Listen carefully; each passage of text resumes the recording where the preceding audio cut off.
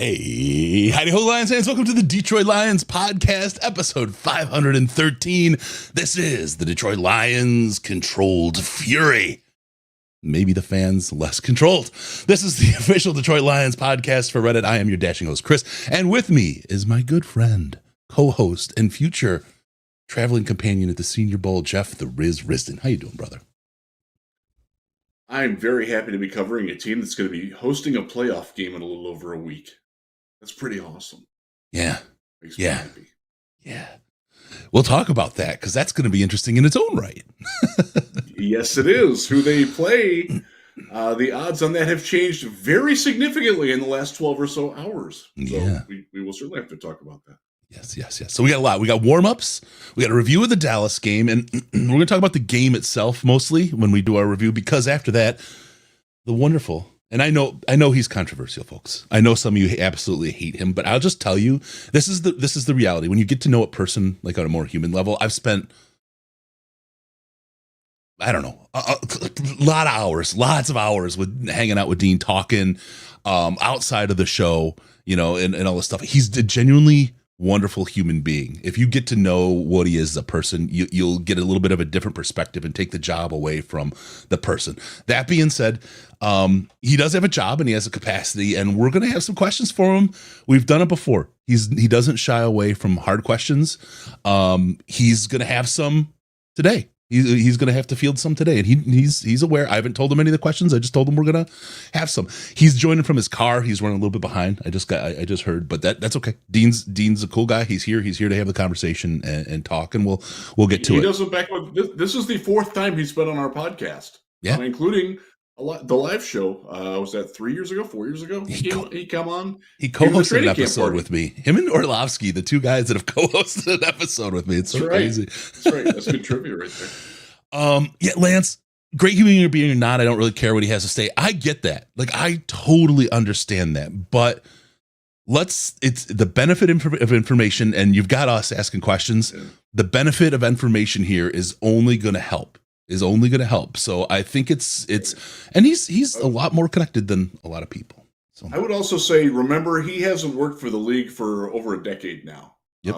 I think, or not quite that long. He's been out for a long time. He's been doing media for a very long time. Mm-hmm. And he's not beholden to the league. Like, if he thinks there was a foul, he's gonna call foul. Yep. He's not gonna stand up for it. I remember asking him about Jeff Triplett, who was my least favorite human of all time. How he could behind Stevie Miller. Okay, yeah, that might be true. But I asked Dean, and Dean's like, yeah, he wasn't good at his job. Like, he came out and said it. I'm like, well, thank you for saying that. So he will let us know why. I think his perspective is going to be important on why the process that the NFL has been gone through, why they're doing what they're doing. Yep. And why Brad Allen? Why Brad Allen is such a fuckstick? That's about all I can say. Yep. We did hear what he said on Sunday, and he's going to have an opportunity to walk some of that back. I will say, as somebody that has done post-game shows and then shows a couple days later, in the moment, things sometimes change, and you process it. Things maybe you think a little differently, but we'll see. We'll see what he has to say. That's fine. I think it's good information, and then we'll talk about what to do with that from a fan's perspective and the team and all that stuff as we go on. From there, we'll talk about the playoffs. We're going to talk about a couple departing Lions that we wish their footpads well, and a look ahead to the Minnesota Vikings. We got all that and a whole lot more coming up this show. Riz, are you ready to go, my man? Oh, yeah. Let's do it. Let's kick this off and break it down. All right. Control fury. Control fury. Control fury. This is a good metal band. Yeah, it does. Really quick, thanks to Jeanette Brindle for the subscription. Appreciate you for doing that. Thanks, Flounder, for your super chat. I know you're working for St. Jude, helping us raise money there. That's really kind of you. We'll do that, and we'll talk about that. So that's where we're going. Let's get into the show. First, we do warm-ups as people gather around for the live part. The live show is where you get to get this ad-free. We've got a new way coming for folks. So We'll get there. I thought about putting an FTR thing. It doesn't fit, so I have to figure something out, John. My creative juices are still trying to condense for that one. I should probably put that up there. There you go, John. All right. So first thing on the warm ups, MCDC. I just want to say thank your personal heavenly being or the great spaghetti monster or whoever else for MCDC being the coach of the Detroit Lions. He is exactly what this team needed in a moment like this. The concept of controlled fury came out of his mouth on the New Year's Day presser. You could tell he hit the reset button overnight. I think there was some of the fury came out of it. It got a little bit of talk about, but he got pummeled. He got basically doxxed by somebody on Angie's List, and they buried him and his wife's phones in contractor calls. I think Glazer may have been misspeaking when he said they showed up on the front deck, but it was crazy because he would just answer and scream one word in the phone, hang up on him. He was raging about that right after the Dallas loss. It was crappy. And then he has to come into work and he has to face that press conference, the pressure, the frustration. I mean, I know everything was running over. He stood there like an absolute unit and walked through it and had it under control. And basically, without maybe saying these words, all of this rage and frustration and anger, they're going to focus on the task at hand, on the next job, on Minnesota. And I know a lot the other coaches were there the next day on to Minnesota. Mad or not, frustrated or not, wipe it away, goldfish memory, other than take the rage and pour it forward and go. I can't imagine Jim Schwartz right now leading this team into this situation. Conversely, I can't imagine Caldwell leading in this situation. And I mean, because it would be well, you know, and people, it would be just like, holy shit, like nobody supports it. Like the owners are doing what they're doing. We'll talk about that in a second. Dan Campbell is the perfect guy to be coaching this team under this situation. And I'm just so thankful that he is the Detroit Lions coach right now. You know, he hit the right note in moving on because they have to move on. Like, we as fans don't have to move on as quickly, and we haven't. But he's got a team to prepare, not just for this Minnesota game, but whether they're playing Green Bay or the Rams in another week. Like, they gotta start prepping for that too. Like, they know Minnesota pretty well. There's not a lot at stake for Detroit in this game. There's a very off chance that they could get the number 2 seed. I don't see it happening. Quite frankly, I don't think they see it happening. So they're getting what they can. And the controlled fury, the idea of channeling like the misgivings and what the shameful way they've been treated, they've got an outlet to exercise that demon, to show the world that it didn't bother them. And I think that Dan hit exactly the right note with that, because I know one of the reasons why Jim Schwartz didn't work as a coach was because he couldn't get past that. Yep. I'll go to another Jim Harbaugh. Great coach this year. Let's go back a few years to when there was a questionable spot of a football, and he forgot how to coach the rest of the entire game. He would not stop talking about that, even in the post-game press conference. After like 35 plays after that, we're gone. Like, he quit coaching his team. Like, Dan Campbell didn't do that. Dan Campbell understands there's a job that still has to be done, whether I'm angry or sad or elated or whatever. And I think he's got a perfect focus for that. I'm glad you brought that up, Chris, because I don't think that's getting mentioned enough. Jim Harbaugh, I will say, whether you're a Michigan person or not, and I'll admit I am. So sorry for those that aren't, and yay for those that are, whatever. But Jim Harbaugh has absolutely grown as a coach, and it's odd that it's happened this late in his life. You know what I mean? Because he's, I don't know, he's like 70 or something, right? Like, I don't want to overage him or whatever. I'm just taking this out of my ass a little bit, so whatever. But to watch basically when he took the smaller contract to stay at Michigan and move on and do what he did with that team has been a massive growth out of him as a coach and a person. It's really, he's changed a great deal. You have to respect it. Whoever the coach is, whatever team, you have to respect that type of introspection and growth out of somebody. So give him credit for that. Whether you don't like him for other reasons, hey, that's fine too. That's okay. But so Dan Campbell, the guy for the job, and the other coaches, it sounds like, are right there with him. I love our staff. I really, really love our staff. Now, there's another job. Did you want to hit on that one more time before I moved on to the next piece? The only thing I'll say is that you haven't heard any coach say anything stepping out of line, even like off the record. Like there's none of that. Even Decker. That's pretty cool. Yeah. That's pretty cool. Skip and Dex right there. Like, and I'll talk about that a little bit. The frustration of the league can say and do anything. They can taunt you with their videos, and we'll talk about that. And you're not allowed to say absolutely anything is really, yeah, good. So anyway, the next piece of ownership, that's MCDC and the team. And I see some people in the chat, but I want to be mad a little bit longer. That's okay. That's what fans do, and that's what the owners need to do. The owners need accountability out of the league. Sheila needs to see and hear from the fans how important this is, to step up and say, you likely cost my city millions of dollars of revenue in a playoff game. You cost us millions with your admitted failure because you demoted them after the game. Right? This, she needs to hammer the shit up. And it's not the first time, right? She needs to be, how do we help her do that? Well, that's the fans' job, is to stay mad, stay angry, my friends. Go out and let them know. And I think mockery and humiliation is the best tool.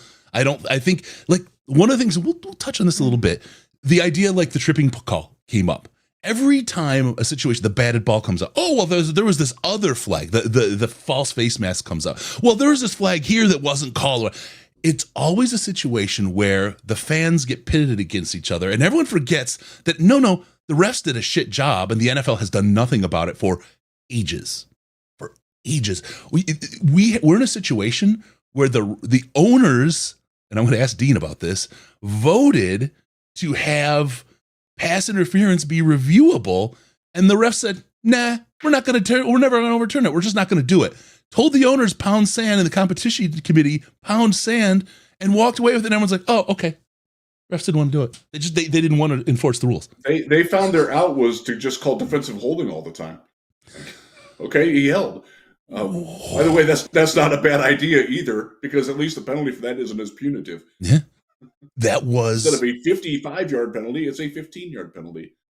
That was that. They changed that. That's some of those things. So they need to be held accountable. Don't, if the Dallas fans say, well, what about the tripping penalty? Just say Des didn't catch it then, right? Because this is about bad officiating. It's not about who won that game. Sure, they won the game. We got to move on from that. That's never, ever going to change. That part, you have to follow the MCDC model and walk away from, but you can still be mad about it and you can still raise it up. But it's not to be mad about who won the game or didn't win the game because of what penalty. There was a shitload of missed penalties in that game. That was an absolute abuse on officiating. That was a school of comedy in officiating on how just terrible and egregiously bad that game was called. If you would have told me that there wasn't an umpire officiating that game, I would have believed you. Mm-hmm. Because there was hands to the face, there was holding, there was blocks. By the way, Detroit was guilty of 2 of those, and they didn't get called. Mm-hmm. There was a lot of like the line play. Like, my God, it was as lawless a game as I've ever seen one. Yep. And both teams a lot of missed or ignored action there. This is probably the best way to say it. They purposely ignored it, just as he purposely ignored her. To look at Dan Skipper waving substitution instead of going off. We'll talk about that too. Eligible. The story doesn't change off the camera. I've talked to people who privately have talked directly to Skips and Decker, and this story doesn't change at all. And the story was exactly the same immediately after the game. You saw it on the sideline with Skips. I didn't say anything, right? I didn't report. You saw his lips. Nobody didn't have a chance to. Dude took off. Nobody got a chance to ever like collaborate or corroborate on a story and come out with, that's what we're going to say. It's all there. It's on video. We saw what it was. So there it is. That's the roles. We've done our warm-ups. We've got everyone in the house. Let's get on and talk about the Lions versus the Cowboys game. First off, holy cow, the officiating was bad. But we'll talk about that when Dean gets here. The defense, Jeff, Did you think that the defense would step up against the Dallas Cowboys as they did? Because other than that 92-yard CeeDee Lamb, I think that leaves CeeDee with 130 yards at that point, right? Something like that. Which it's a good game for a receiver, right? That's a good game for a receiver. Yeah. But that one again, that was, I mean, if Barnes would have played that officially, it's ifs and buts and sort of soup and nuts or whatever the hell that is. Use your freaking arms, Derek. Yeah. Don't arm tackle, but use your arms. So that, you know, there's reasons why that didn't need to happen. There's a big hole in that play. Kaminsky was basically mugged. But whatever. You take that one away. The defense actually didn't play too poorly on the day. Surprisingly well against Dallas's setup in Dallas, because that was the big fear, that we would not be able to stop them at all and ever. And the remarkable part is we did a number of times. We did. The defense was the better unit than the offense. They held the Cowboys to half their home scoring average. The offense actually didn't score as much as their typical home opponent does. Like, it was frustrating in that regard. The defense, Aaron Glenn has rediscovered that aggression works.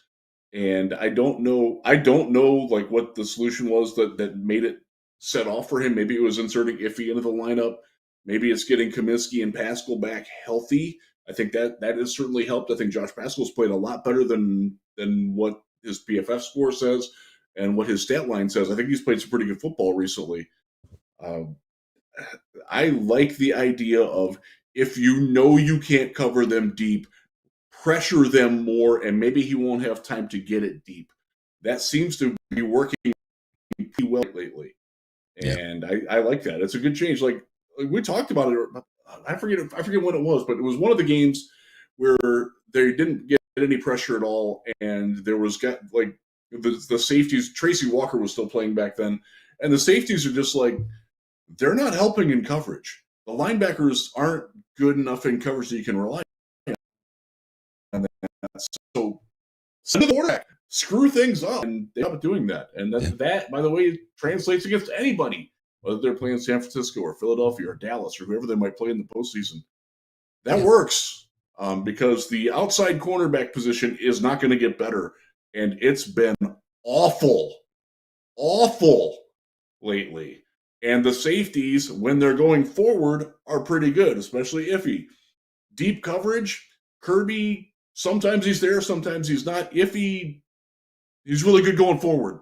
Like, that's where you're at with the safeties and helping out on the deep stuff. So, I like making them as fast as they can with they've got good coaching. Yes. I'm gonna lower your resolution there, Riz, to try to save a little bandwidth, see what we can do here, because we're getting a little bit of lockups on you. So everything's good on this side. I'm just changing it for you, just so you know. So it'll get a little blocky, blurry. All right, so there we go. Yes. You're not Matt, you're Jeff. So oh God. I think the offense did not. I mean, the offense, like, oh boy. I saw somebody say this today. I was like, yeah, but then I was like, no. I was like, someone said, I don't ever want to hear about Ben Johnson getting too cute ever again, right? And I'm like, he's doing it every game. The getting too cute is kind of what got us there in that position at the end, because that offense is way better than that. I don't know. We for a couple of drives there, were beautifully drawn up. Were beautifully run. Yes, they were. Some of them were. The first drive was great. Yeah. They didn't score on it, but it was great. Some of those were like, wow. I don't know what we're thinking. If we could never, ever do a backward pass to Jahmyr Gibbs again, it would be too soon. I just stop with that. I get a heart attack now ever since that one that nobody seemed to realize, what was it, against the Vikings, that he dropped and it went out of bounds, luckily, and then no one realized it, and they just called it an incomplete pass. That was a live ball. Should have been a backwards pass, fumble, and an illegal batting penalty all in one. They didn't call it. It's too many. They didn't have a flag, so they just called it, an incomplete pass. Probably didn't throw your hat. I would say on that front, I don't think that Ben Johnson had a good appreciation for how fast Dallas's defense was. Yeah. And I don't think that they emulated in practice that weird 3-3-5 defense that they play, or 3-2-6 defense that Dallas often plays. And it really messed them up. Their guards, like, they didn't know how to handle the speed. What's his name? Aside from Micah Parsons, that line is built to penetrate. They're not built to hold. And they were so fast that all the movement that you try to do, like whether it's a G power or a trap or something, their defense is too fast to do that bullshit. Yeah. And the Lions paid for that a lot. It didn't help that Jonah Jackson had the worst game of his life. It didn't help that Graham Glasgow had one of the worst games of his life. That didn't help. That certainly didn't help Ben Johnson. But I don't think that I don't think he studied Dallas enough, quite frankly. Because you want to beat Dallas, do what Buffalo did, do what Miami did, do what Washington did. Washington ran down their throat. Yeah. Yep. Have block guy in front of you, move him. They'll move. They get moved. Their linebackers not very good at that kind of stuff. Like, that's how you beat them. And he didn't do. It was like he was trying to show everybody how smart he was. Like, oh, I know that everybody knows that that's what we're going to do, so we're not going to do that. Like, right. Just do it. Yeah. That was messy. And there's been a lot of that with Ben Johnson lately, and it's frustrating the hell out of me, quite frankly. Yeah. Well, let's get into that. We've got a good friend here who is on the line. We'll want him to. He's driving, but we want him to turn his phone horizontally if we can when he gets a chance, because it'll help him fill the frame. We get to see his whole beautiful face. But we're gonna have a real serious conversation with our good friend Dean Blandino. Dean, how you doing, bud? I'm good, guys. How are you? Good. Very good, Dean. Good to see you. Appreciate you talking to us on such short notice. I mean, we threw this together last night. I want to go right into the video that came out. Because that's the first thing I want to do. I want to source that, right? What? Dean's a Lions fan, and he's talking about all these things. People, that blew up. I would hate to be your Twitter. Like, I would hate to have to monitor your feed, because, wow, man. It's so funny, because I get cameo requests all the time, a lot of fantasy football stuff. And I knew when I got that request, I knew what whoever it was trying to do. And you should have seen what they wanted me to say about Brad Allen and everything else. And so I just took it in like a fun way, tongue in cheek. But people, sometimes, I don't know, sometimes I think maybe sarcasm and irony is lost on people. It was kind of a joke, but I am, you guys know, I mean, Chris, I've ran around Detroit with you. I'm a Lions. I didn't grow up a Lions fan, but I consider myself a Lions supporter, and I'm part of the, one pride, whatever you want to call it. Yeah, we have fun with that. And I mean, we've talked about that on the air. Dean grew up in New York. He was a Giants guy. I mean, because you always have your team that you grow up with, right? But he's a football fan first and foremost. He likes the game. And it's fun to have certain teams, and the Lions have become a little warm spot in his heart. I mean, to say that you're a fan, Dean, I mean, we'd have to throw a little bit of a flag, right? I didn't grow up with the Lions. I didn't grow up with the heartbreak and everything else, but I am rooting for the Lions, and that video was done tongue in cheek, have a little fun with it. And I mean, some of the responses, geez. I mean, hey, Lions fans are passionate. I'll give you that. Yeah, that's true. Okay, I've got to ask you this question again, and we stumbled on it a little bit last time, but did Dez catch that ball? No, of course not. And he did not catch the ball, and it never would have happened had we not picked up the flag the week prior, incorrectly picking up the flag. It should have been a foul on Anthony Hutchins, on Brandon Pettigrew. Lions should have had a first down, and not saying they absolutely would have won the game, but I think it would have, I think they would have had a better chance to win that game. And then the Dez play doesn't happen, but everything happens for a reason. Then we all would not have been friends. So maybe that's it. There you go. All right, I want to talk about this one. And Riz, please jump in at any time. You know, I take and run with Dean a lot, and you did. I want to just for everyone. They said, go ahead. You're asking questions I would ask. So that's cool. I want to talk about this call in Dallas and what happened. And there's some criticism on Sunday of your response. And the idea of, hey, we're blaming the Lions here for what happened. And I kind of want to go through it just a little bit from what we've been able, and of course we've had the benefit of a couple of days to analyze this, right? But in doing this, I've tried to put myself in each of the people's positions and what they knew and what they did, and to kind of get to my conclusion. But so what I think I saw here was the Lions did something that I don't remember anyone doing before in the NFL. And that's being an offensive team away in a massively noisy environment, using the crowd noise to their benefit. Because Penei Sewell is the guy that everybody knows caught the pass for the first down, the big pass on last year to win the game. He's the guy that everyone's seen practice that before. At the same time, Dan Skipper has been running out reporting all season long as eligible. So when you say, hey, we're going to have 68 report as eligible, the defense is, number one, going to be confused. Well, it's been 70, right? So something's different here. And with the crowd noise so loud, they could very much just think it was 58.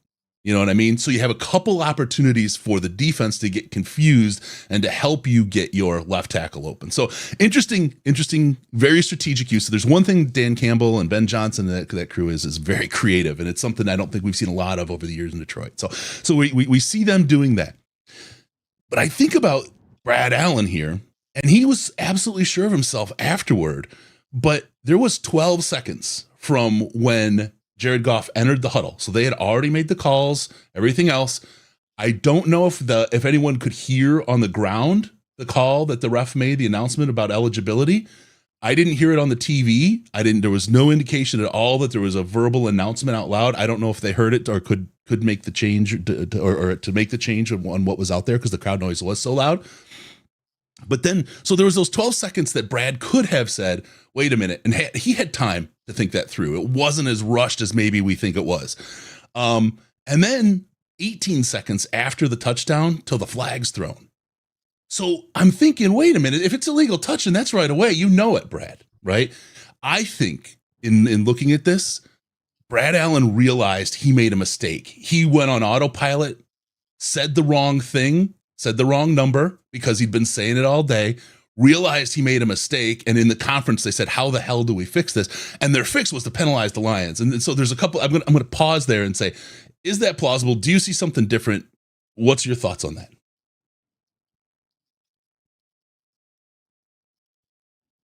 Dean? I think happened. And I just want to set the record straight. I don't place the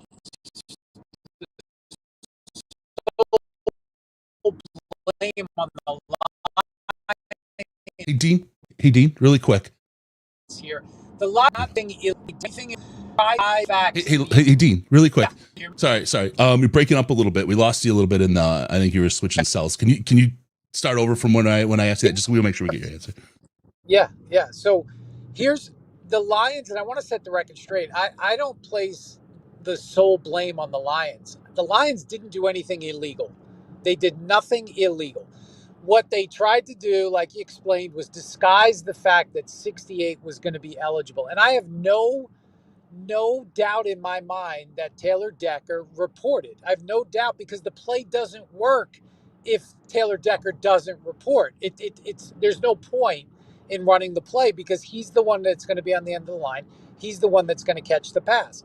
I think Brad Allen, when Skipper came running onto the field, he went into autopilot. Skipper had reported earlier in the game, and he assumed that Skipper was reporting.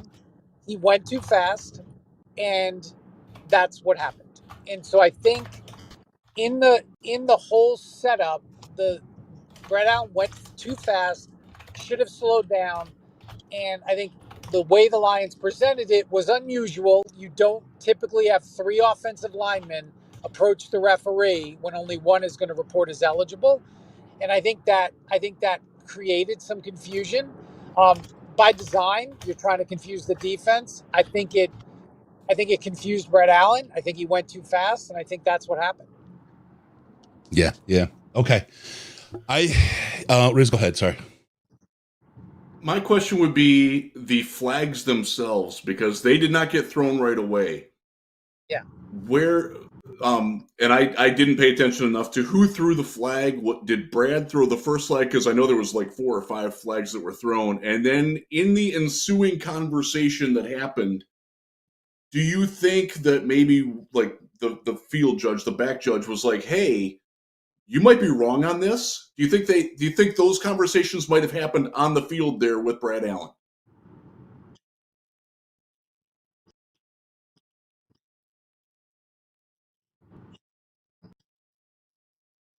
I think the conversation that happened. Remember, it doesn't cast though tangible number. So what happened Hey, is Dean. 68 with the ball. Dean, it happened again. You started talking right as you were switching cells. You were great the second time. Can maybe we do it again? Sorry. Just want to make sure we get it. Of course. So here's what I think happened, and this is normal. This can happen in these situations. 68 normally doesn't catch passes, right? That's an offensive lineman number. And so when 68 catches the pass, deep officials will go to the referee and say, "Hey, did 68 report because he caught the pass?" A lot of times in the stadium, you can't hear the announcement, especially at field level. So they'll go to the referee and say, did 68 report? And then the conversation says, "Wait, no, 68 did not report. I have 70 reporting." And that's the reason for the late flag. So I think it's a combination of all those things. A lot of times you can't hear the announcement in the stadium. 68 has the ball. Did he report? No. 70 reported. Okay, that's a foul now. I'm going to drop my flag. Yeah. So let me ask then, so Brad Allen, is this a case of, God, I don't want to over personalize this, right? But we watch players' careers get ended on bad plays or bad decisions on the field and that kind of a thing.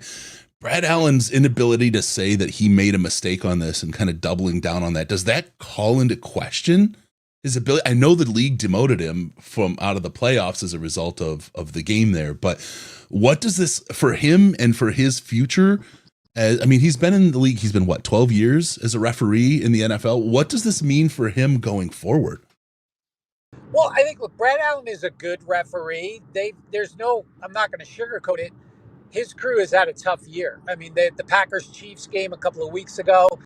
I mean, they've had a tough year. This situation is not right. So this isn't going to be the end of his career. He'll continue as long as he continues to grade out well and meet the standard.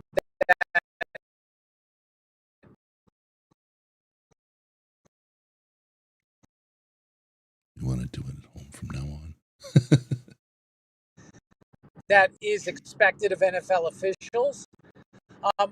I don't believe that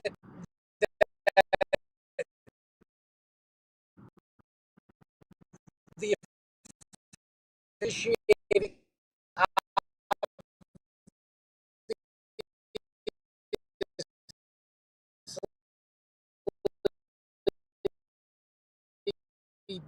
Dan Skipper, there's no for him to because he's going to line in an position import.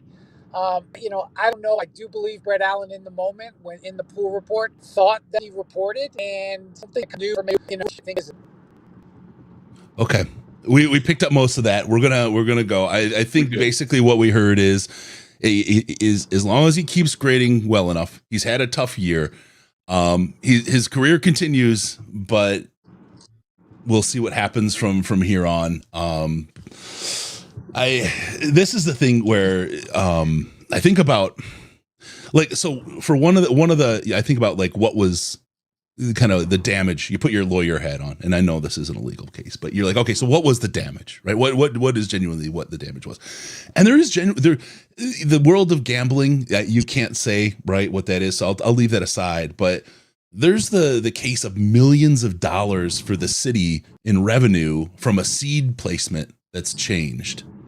And that's a significant loss of revenue at the stadium, for the city, the hotels, the whole thing. And there's a guy on Reddit of all places. His name was Detroit Telkepnaya, I believe is how you say it. He said, the Damar Hamlin game last year that couldn't be finished set up a situation where they said, hey, if this certain playoff scenario happens, we're going to have it at a neutral site. We're going to play the game at a neutral site. This was egregious enough. And like the idea of the tripping call and all that stuff, that's the normal kind of, we'll say, oopsies stuff that seems to happen in games.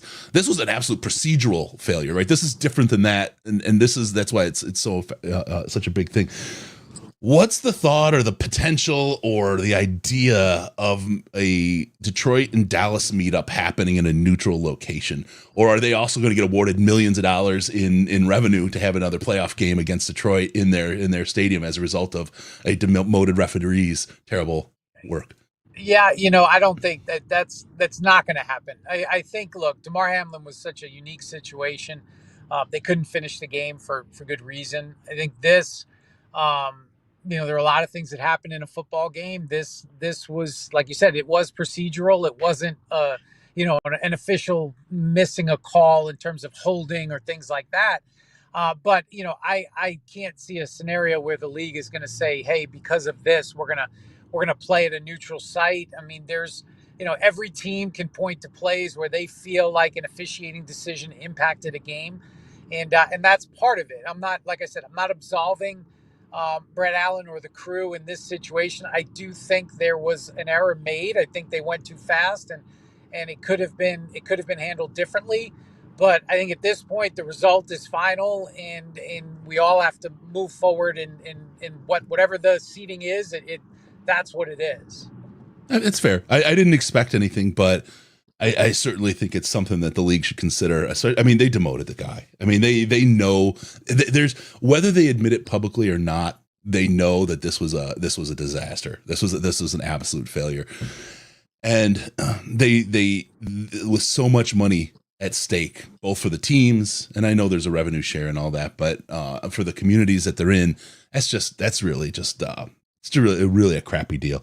Last piece I'm going to ask on this, and it's not quite related, but it's about the officials and their role in kind of the structure of the rules in the NFL. It's the competition committee and the owners that vote on rule changes, right? That's how they come about. Yeah. Yep. The owners of the league, of the teams of the league, voted that we were going to make pass interference reviewable. And for some reason, the refs decided, no, we're not going to do it. And at the end of the year, after they didn't overturn anything, and everyone just knew they weren't going to do it, everyone just moved on and said, okay, the refs are the ones that are telling us what the rules are. Why? How does that happen? And how does that not get addressed with the refs?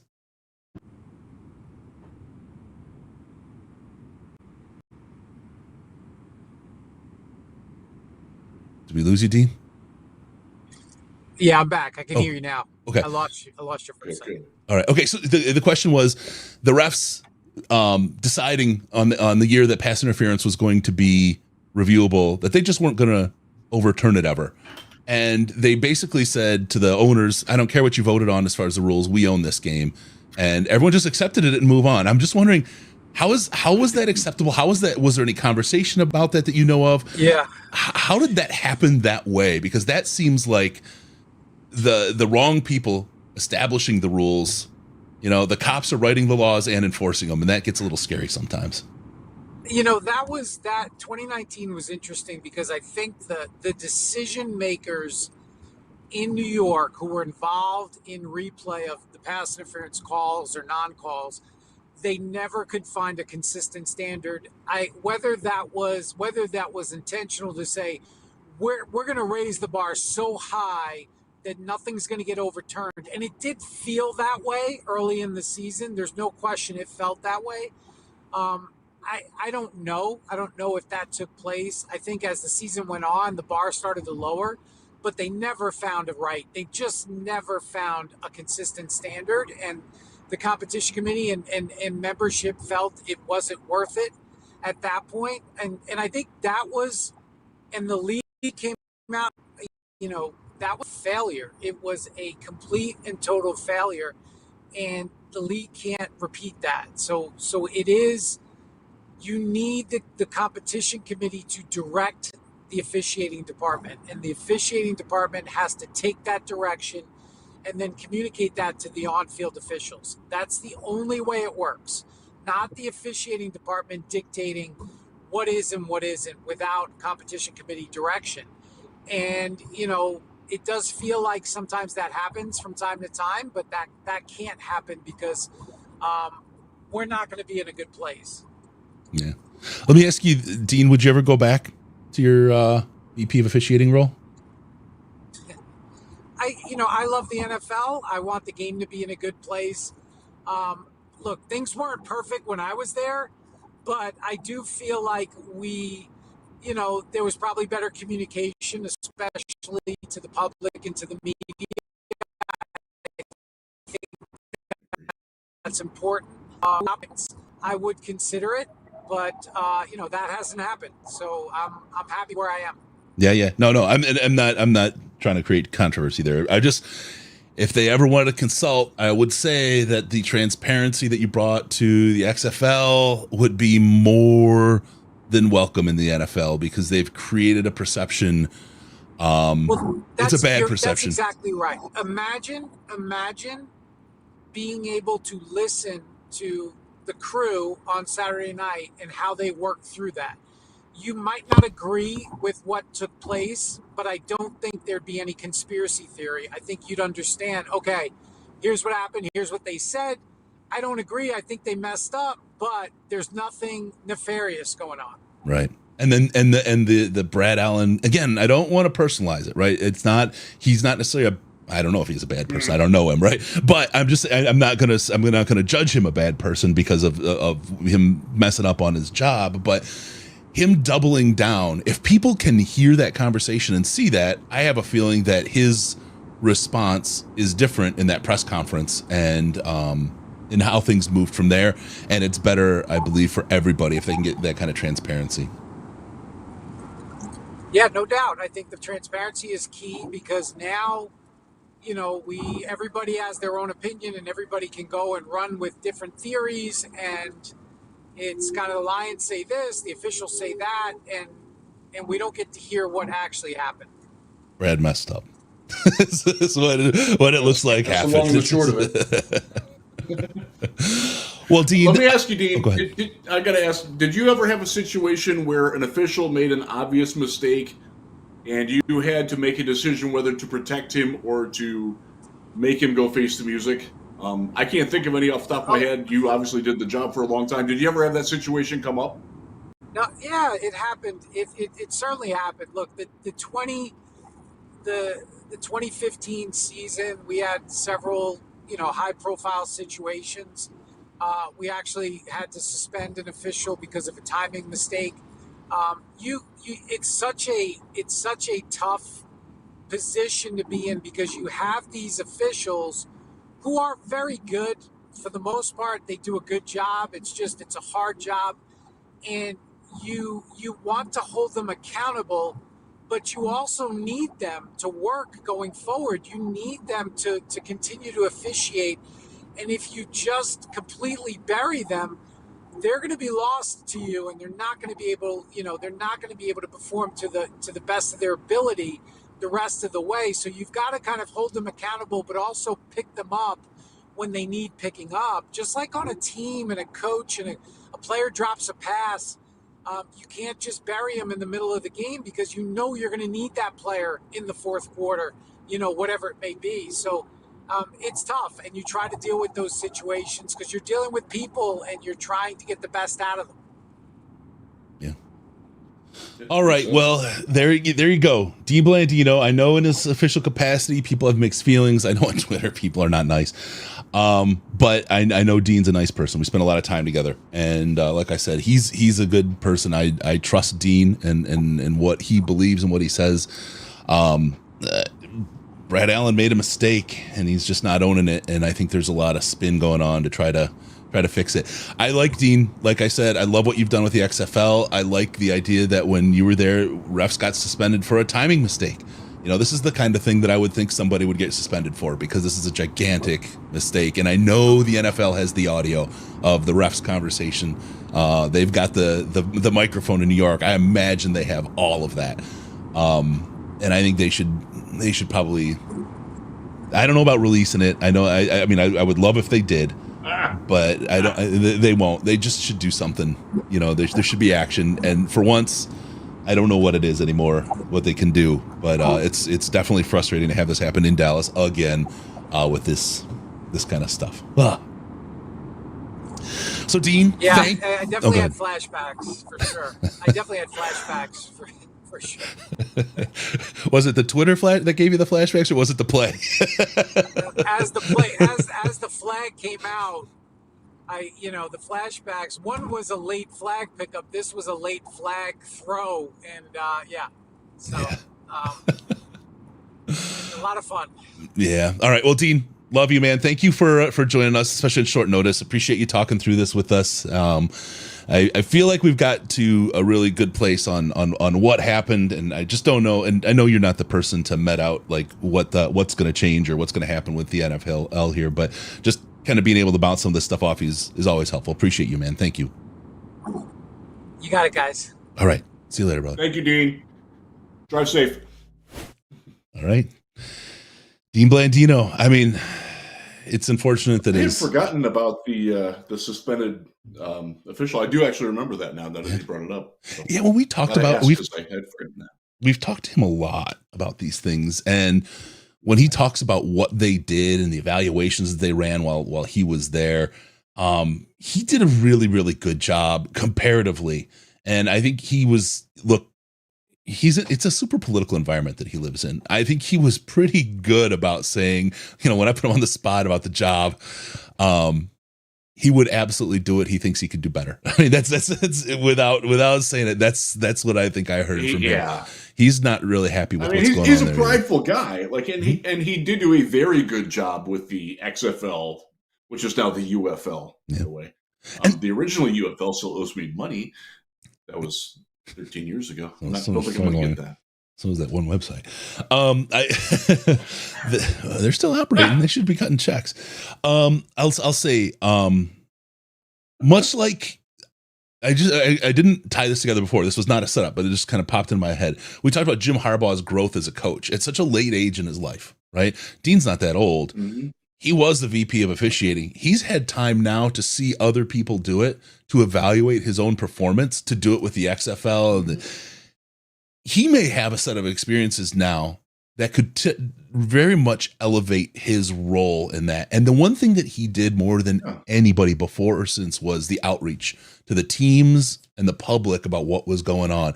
He gave, there's a voice, and it's rarely a nice voice coming in to officials, right? Nobody comes to the officials and says, "You guys really reffed a great game today. Thank you so much for doing such a good." That never happens, right? It's like, so some folks know, but I didn't go to college right out of high school. I was a mechanic for a long time, right? And I hated, and I won't say who it was, the car maker. Well, I don't think they're around anymore. Chrysler. I hated them. They build crap. They're still around. And my friend who worked there said, "But dude, you work at a place that you only see broken ones." I'm like, oh, of course they're crap, right? It's like, oh yeah, it's that whole it's that whole world. Yeah, I guess that makes sense. It's a skewed perspective. I do think there's something to like going away and getting a different perspective on the job that you did, and then going back into a similar job. I think Jim Schwartz is a great example of that. He hasn't gotten a head coaching job yet, but he went somewhere else, and then he was out on the street for you. Like, he got to evaluate where he did it wrong by watching and stepping back a little bit. And now he's done a phenomenal job this year. And I think there's value in that. I'd like to say that would be true with Sean Payton, but he's gone the opposite direction. I don't think he's done a very good job at all. It doesn't work for everybody.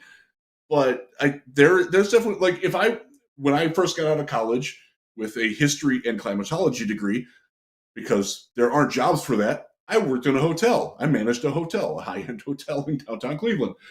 And I'd like to think that I do a much better job at that now that I understand a lot more of what's going on now that I have a little bit more life experience. Now that I've stayed in hotels for, I mean, the year 2000, I spent 200 nights in a Holiday Inn that year. Like I know what good is, and I know what bad is, and I know like how to frame that better. And I didn't have that perspective when I was younger. Yeah, that's how you got so smart, right? I wouldn't ever do that job again. But if I had to, I'd like to think that I'd be much better at it now than I was then. Yeah. Yeah. And look, high-end hotel in Cleveland, it was so great that they would charge you by the hour so you didn't get overcharged for the amount of time you used the room. It was a really great place.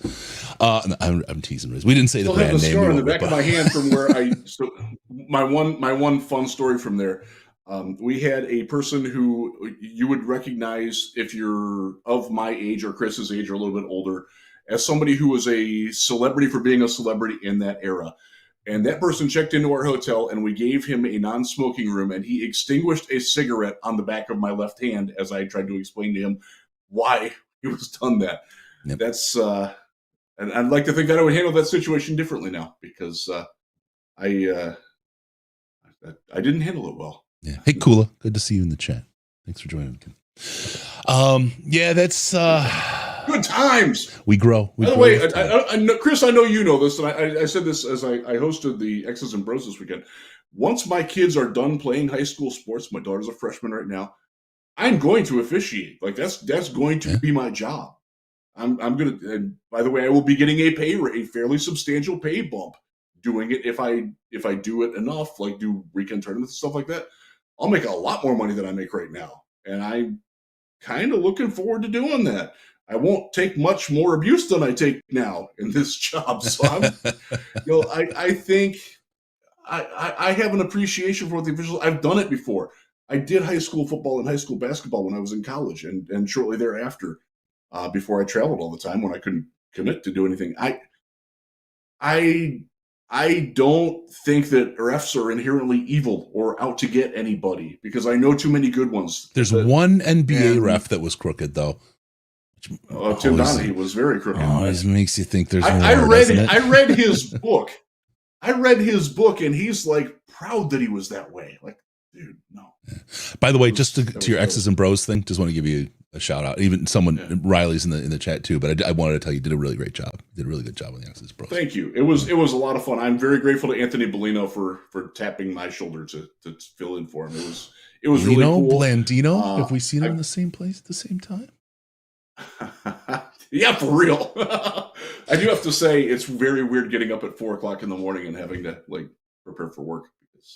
But it was fun. And had good guest interactions, good people. Russ Brown joined me for a day.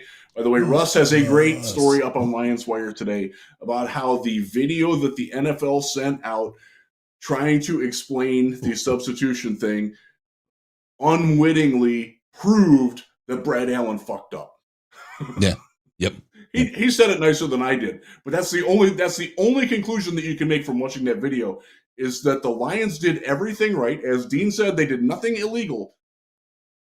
Brad Allen just screwed up. Let me ask you about this. And it's unfortunate that we can't get any recourse for that. Yeah. We want blood.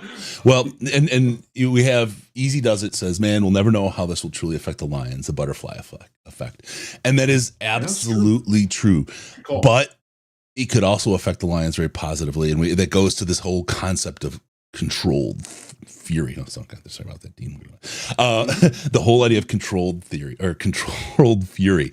This is the opportunity for the Detroit Lions and Dan Campbell to focus. You talk about teams surging at the end of the year.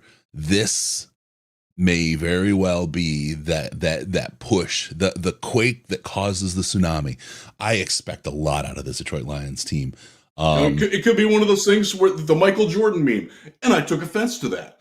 Like, yeah, that can happen out of this, and that would be optimal. Yeah, make that happen, please, Dan. Please. So I want to talk about the one thing, the one thing that we haven't really talked about is, and it happened with Costa, who I know you're close with, on 97.1, the criticism of going for it on the 2-point play. I'm gonna make my, because I think this is a strategic decision by a coach at that point, right? And I think at some point there's the thing that everybody does, and it's kind of the way you approach things, and there's the statistical approach and that kind of thing. But there's also things change a little bit. Like you go for it on fourth down in the playoffs a lot of times when you never would otherwise, right? And if you take the statistical approach, we never would have been in the situation we were had Dan Campbell not faked the punt inside the 30 again. Nobody's talking about that, but holy cow, like we'll move. We don't want to, like, cause we had a position when it went wrong. We don't want to be like, yeah, that was right, but it worked out really well. So we don't want to, like, we're in this weird trap, mental cave, or this mental prison here on that one. But the decision to go for 2 points, I actually support this decision from Campbell, even when they were back the 7 yards. And the reason I say I support it is when you're back 7 yards or 8 yards, whatever it was, you've actually got more field to work with. It's actually a little bit easier because now you can spread things out a little bit more. I'm okay with still going for it at that point. And God, Penny Sewell just working Micah Parsons all day. I loved that. That gives me so much hope for he had a pretty good remake. Yeah. But so this is a point where, look, if you lose that game, you lose the second seed anyway, right? You're going to win this game. You're effectively in a playoff game playing for your seed position, and everything's on the line. You haven't been able to stop CeeDee Lamb all day, 92-yard pass or not. You haven't been able to stop him, and all they would need is a field goal to shut it down. There's no, we watched the coin flip happen. We watched Allen not be able to Josh Allen not be able to get on the field at all. We've just seen all those scenarios where you put it into the basically a leaf in the wind as far as what determines the outcome. Dan Campbell is a freaking man. He is a absolute freaking unit. He knew it was in his hands, and he trusted those guys to do it, and everybody did it correctly. The refs screwed him. Period. Time to go again. You got more field. He still trusts his people. Focus your fury, control it, and focus it, and go get this, right? And then they get Micah Parsons. Oops. And then they're on the 3, which is weird because they should have been back on the 2, but it's the stupid rules, right? Whatever. Half the distance. Either way. So that, whatever, you're in that situation and it didn't work out. I support it. I support it 100% because you have control. You have trust in your guys. If you win in that situation, your guys, you talk about the surge at the end of the season. You just beat Dallas in Dallas. And if you ever meet them again, they're at your house. They're at your house now, right? If you lose and you have to meet them again and you're there, you've got rage, right? And now they've only made it even ragier, right? They've even put a bigger chip on your shoulder here. I totally support the 2-point piece. I know Jim Costa doesn't. Riz, where do you fall on that? I don't disagree with anything you said, but I would have trusted my defense in that game because the defense had been playing very well. And if they can win that game for you, I think that's an emotional lift that you're not going to expect to get. And that unit playing with more confidence than it already is because they've been playing very well lately. I really like that going into the postseason. So on the penalty back, I would have kicked the extra point and trusted my defense to go get a win. I would want the ball first, obviously. I'm not taking the wind in a dome. But I'm feeling pretty good that my defense can stand up there. Because, again, other than the fluke play, that one fluke play, like they eliminated the run game. They largely eliminated a pretty good receiving tight end from the game. Like, it was CeeDee Lamb, by and large, who was beating them. And if you can get, maybe you get a strip sack, maybe if he comes up with another interception like that, I think that lift to me would mean more than scoring on a 2-point conversion. So I would have, after the penalty, I would have kicked the extra point. But I don't fault Dan at all for going. Like, I completely understand everything you said and everything that Dan said, by the way. Yeah. I don't fault him for going for it. And at worst, it's a way to try out your 2-point plays. Like, you've got a lot of them. Let's see if they work. Yeah. I don't hate that. So I didn't have like a strong, like, oh my God, why are they going for it? So like, I wasn't like that at all. But personally, I would have preferred they kick the extra point, go to overtime, and see what your defense can do because they've been playing very well. And again, if you can get that uplift from your defense and give that unit that much more confidence, I like how that plays going into the postseason too. Yeah. Yep. There you go. Oh man. Let's see. Anything else about that game we need to talk about? This is because we didn't do. It was a late game. I hated how late everything went that night. We didn't do a post game. I didn't get my therapy this week, Riz. I needed it. After that game, I probably would have been a little bit. That game. So it was funny because we had planned. Tyler Forn, Katie Drummond is the Cowboys wearer, my Cowboys wearer, and we were both like, we're not going to have any audience after this game. Let's like shelve our stuff and save it till the morning. And we both were up till like 3:30 writing. We're like, oh, that went out the window. I would say, I think we talked a little bit about before Dean came on. My frustration with the offensive game plan, because I thought it was stupid. I thought it was overly Ben Johnson-y.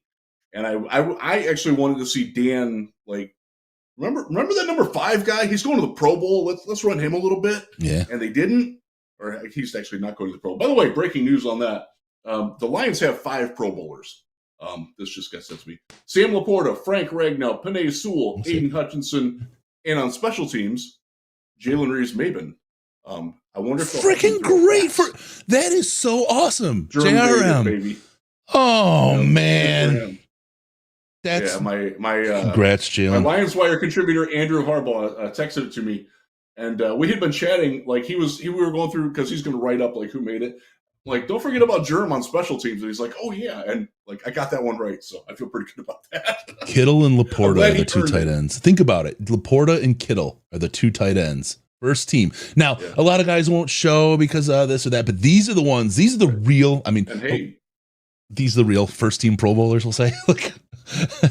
Yes, these guys, even if they don't play in it, will get the money for it. If they're contract incentives, I don't know if any of these guys have contract incentives. I probably should, but I don't. They will get that whether they play in the game, whether they want to take it off because gee, I hurt my finger, or hey, I'm playing in the Super Bowl, which would be a great excuse not to play. Are they even playing the game this year? They're doing some weird like flag football. By the way, good for them. Yeah, they're doing flag football. They're doing like the Pro Bowl games thing again, which I endorse that. I think that's good. The game was unwatchable, so good for them. And I know Montgomery tweeted out that he's like the 4th or 5th alternate at run back. He might get up there. We'll see. Yeah, I'm sure the Goff is an alternate of about that ilk. I think who else might get. Anzalone's probably an alternate somewhere down in the linebacker room. I don't know. Maybe Bobby Wagner. Probably not because they don't. Yeah. We'll see.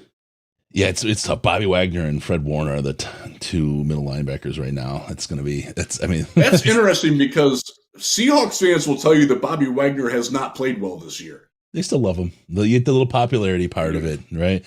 But man, Fred Warner's incredible. Sam Laporta to get this vote as a rookie behind Kittle. That is like a stamp of freaking approval, man. And then you got Rags and Penei in there. Penei, of course, right? Penei earned it. He shut Parsons down. Penei Sewell he's made a couple mistakes. What is this? Is this second year? It's the second year, right? Third year. Okay. God, he's a monster, man. I mean, he makes mistakes here and there. Everybody makes mistakes, right? I can't call out any of those mistakes though as like derailing his season. He not only out there on the field manhandles the person lined up across from him, but then he's also such a powerful leader. His voice in the locker room and amongst the players, not just with the line, right? The rest of the offense. Really powerful cat. That's the kind of guy, like, I just have to look at Brad Holmes again and say, man, the future's freaking bright. This guy and the scouts and Spielman and Agnew, all these, and Disner, right, for the longer term, the contract side, these guys are freaking brilliant. They know how to find talent, dude. This is the future's really bright for Detroit. They did a very good job in identifying Panay's football character. Because I'll go back to that draft. Yep. I had him and Rashawn Slater. I had Slater, he was one spot above Panay in the overall. And by the way, Rashawn Slater's been pretty good. I feel good about that evaluation. But Panay has been a better NFL player. And a lot of that is due to the fact that he was so young, but he had that drive. And the Lions saw that, hey, we can work with this guy specifically. He is cut from our cloth. Rashawn might not be that guy. And I think they did a great job of picking the better player for them. Yeah. By the way, the other player they were going to take was Jamar Chase. He's been pretty damn good too. Remember the whole thing. Cincinnati was picking at 5 and the Lions were picking at 7. I think that's right. And like it was down to those two players for both teams. Like we knew that whoever the Bengals weren't going to take, the Lions were in fact going to take them. That proved to be true. So, it worked out pretty well for both teams. Quite frankly, it's nice. Oh man, love that he's still so freaking young. I don't think he's 23 yet. 3 of the 5 Lions Pro Bowlers are Brad Holmes picks, and then you have Ragnow and Germ as a special teamer. Just again, such a testament to our front office and our development of these guys. Just really, really great. I look at the next team. I look at the next team, and it just happens to be, your family's team, Houston. And the one guy that makes it is my favorite draft pick ever, Gas Mask Bong Laramie Tunsil. I'll never forget that when that broke. That was awesome. Yep. Remember how guys wore those oxygen depriver, I forget what they're called specifically, masks? That's what he worked out with, that bong out front, and he just rolled, and look what he's turned into. What a player. Good stuff for him. And I'm really happy for him to be able to turn that shitty deal that he got handed, turn it around and make it the Pro Bowl. So congratulations. He's been great for them. But by the way, they're playing for the playoffs Saturday night. If they win, the 3 teams that I've covered for the wire, the Lions, the Browns, and the Texans will all be in the playoffs. That's never happened before. That's going to be insane. I can't wait to see the Lions play one of those 2 teams in the Super Bowl. That'd be beyond my wildest dreams, quite frankly. I can't, so I have to explain it because there's a lot of people. I am from Cleveland. I proudly am from Cleveland, and I do. How do I say it? I don't root for the Browns. I don't have an emotional attachment to that team. I like a lot of the players on the team. I know a lot of the players. I know some staffers on that team. I grew up with a couple of them. I want them to do well. But if the Lions and the Browns are playing, Browns man, go Cleveland, go away. Lions all the way. I will feel better that people that I love that team, and people that I know will get a win out of it. That will be better than if the Lions were to lose to the Dolphins or the Ravens, or I think that's the only 2 teams that can win the AFC, quite honestly. Maybe Buffalo. I don't know. Buffalo is self-destructive. They're good enough to beat everybody, but they're also good enough to beat themselves, and they do that a lot in the postseason. So, I don't know. That's a happy problem for me to want to have. Yeah. But it would be no question I would root for the Lions. No question at all. And I would go. And I don't like to go to games. Yeah. Okay.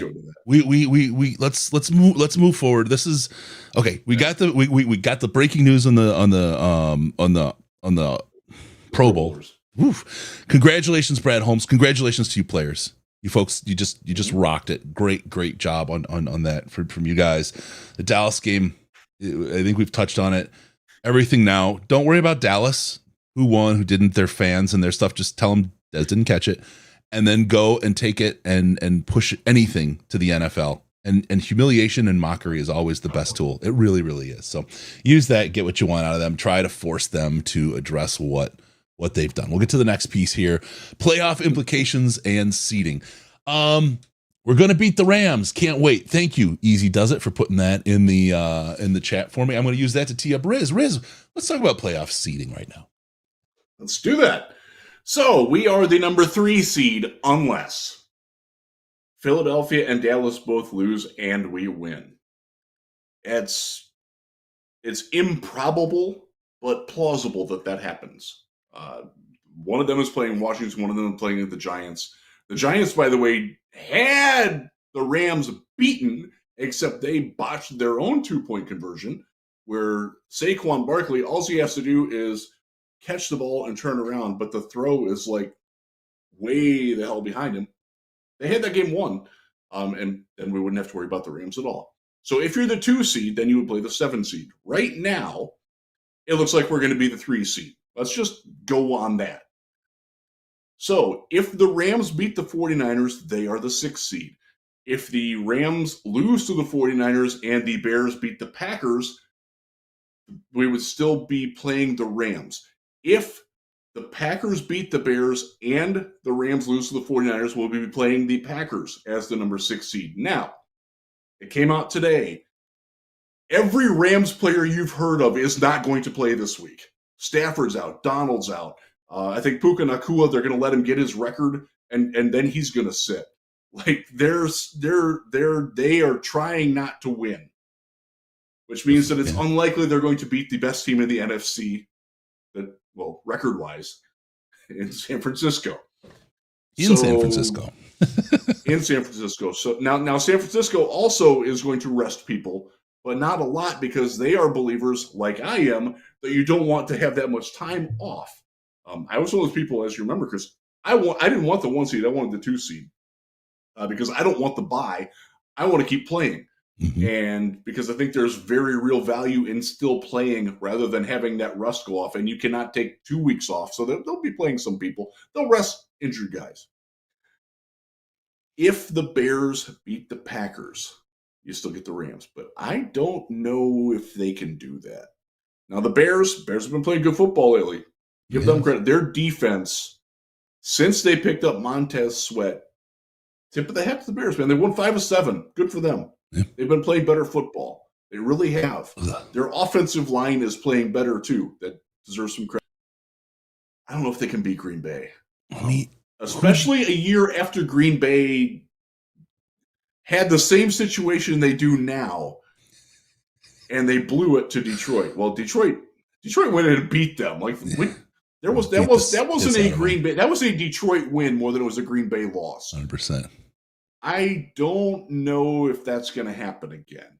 And by the way, if that does happen, then there's a chance that we would be playing Chicago, or if Atlanta and I'm trying to remember that because I wrote this out. If Atlanta and Tampa Bay both win, the one that doesn't win the South would be coming to Detroit. And I think it's Atlanta. Like, there's still like a weird path for them to get it. That might not be exactly. New Orleans factors in there somehow too. I don't have it all in front of me. But it's very, very likely that we will be playing the Green Bay Packers or the Rams.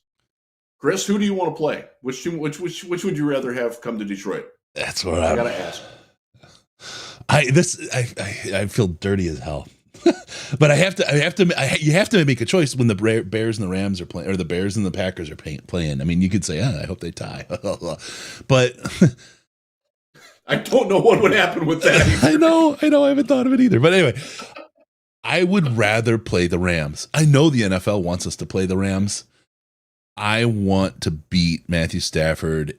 I want him to lose a playoff game in Ford Fields, and I want it to be the playoff game that we win and just slap the curse right out of the world, right out of the stadium, right out of the city. That would exercise some demons right there. For Jared Goff, for the Detroit Lions. I mean, and it would. I mean, think about it, because I'm not sure that Matthew Stafford plays next year.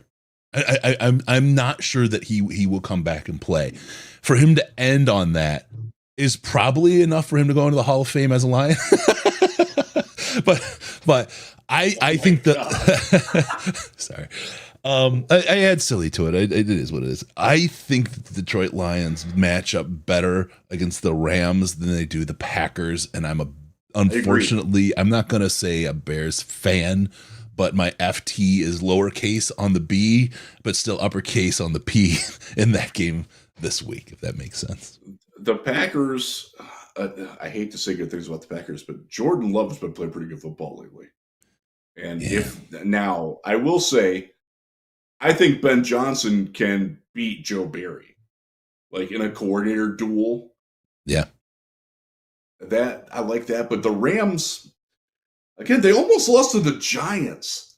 Like, and they cut their kicker this week. Like their special teams have been rotten all year.